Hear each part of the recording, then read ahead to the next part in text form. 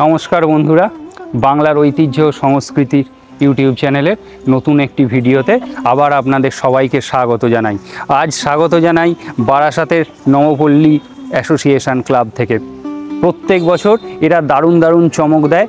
আমাদের আগমনী সিরিজ সবে সম্পন্ন হয়েছে, তাই আজকে আপনাদের কাছে হাজির করেছি কালী পুজোর কোথায় কীরকম প্রস্তুতি চলছে। এই বারাসাত নবপল্লী অ্যাসোসিয়েশনের প্রত্যেক বছর যে দুর্দান্ত চমক দেয়, এবছরও তার ব্যতিক্রম নয়। এবছর তাদের থিম হলো বৃন্দাবনের চন্দ্রদয়া মন্দির। উচ্চতা হবে প্রায় 140 ফুট এবং দৈর্ঘ্যে হবে প্রায় 80 থেকে 85 ফুট।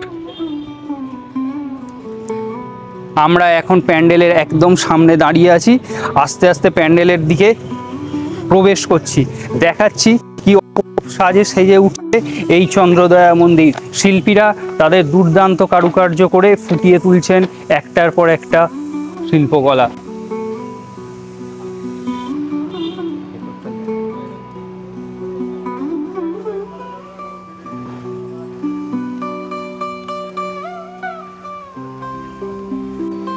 এই যে আমরা এখন মণ্ডপের একদম সামনেই দাঁড়িয়ে আছি।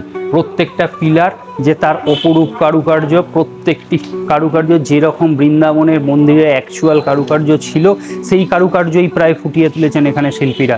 প্রাইমার হয়ে গেছে, প্রাথমিক রং হয়ে গেছে, এরপরে যখন ফাইনাল রং পড়বে, তার উপরে যখন আলোর ছটা পড়বে, একদম অপরূপ সুন্দর হয়ে উঠবে এই মণ্ডপ। আশা করছি এই বারাসাতের যে কালী পুজোর প্যান্ডেলগুলো চমক দেয়, এই বছরও এই প্যান্ডেল খুবই চমক দেবে। এবার আমি আমার বন্ধু সৌমেনকে একবার ওপরের সিলিংটা দেখাতে বলছি। কি সুন্দর ওপরের সিলিংটা একটু একটু করে ফুটে উঠছে, দুর্দান্ত দেখতে লাগছে এখনই।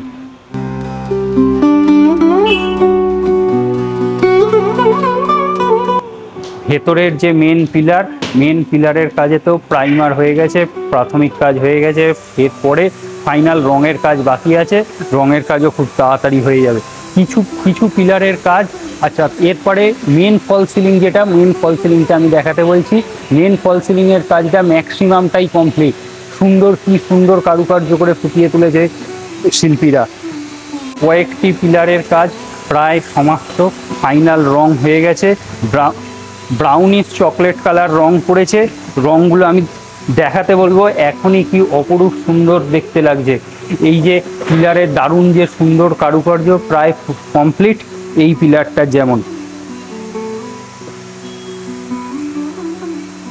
শিল্পীরা খুব সুন্দরভাবে ফুটিয়ে তুলেছে, তাই যখন সম্পূর্ণ কমপ্লিট হয়ে যাবে তখন সত্যি দুর্দান্ত দেখতে লাগবে।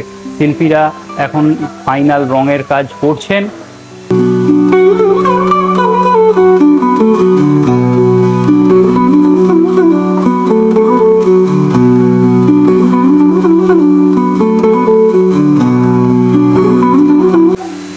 এই যে শিল্পীরা এখন স্প্রে রঙের মাধ্যমে ফাইনাল রঙের কাজ করছেন।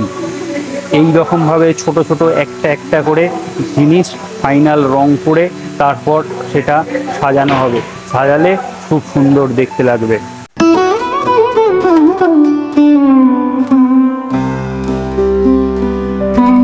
এই যে সামনে সুন্দর প্লাইয়ের কাজ করে, এগুলো অ্যাকচুয়ালি প্লাইউডের ওপর কাজ করা হচ্ছে, প্লাইয়ের ওপর কাজ করে সুন্দরভাবে ফুটিয়ে তুলে রং হয়ে গেছে।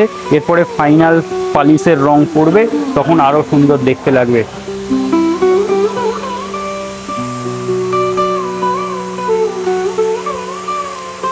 এরপরে আমরা আস্তে আস্তে প্রতিমার দিকটা দেখাচ্ছি।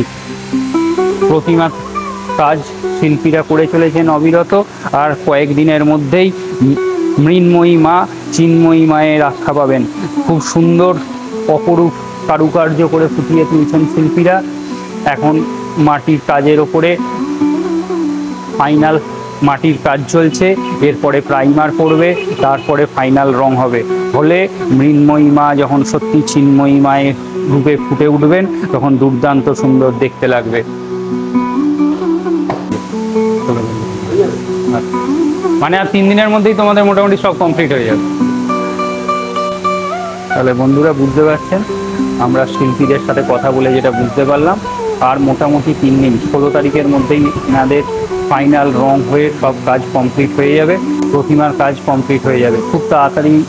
আর বেশি বাকি নেই কাজ, প্রায় সব কাজই কমপ্লিট। তো এরপরে ঠাকুর তৈরি হয়ে গেলে, প্যান্ডেলের কাজ কমপ্লিট হয়ে গেলে আমরা আশা করছি সবাই এই পূজা মণ্ডপ অন্য বছরের মতো এবছরও প্রচুর ভিড় টানবে।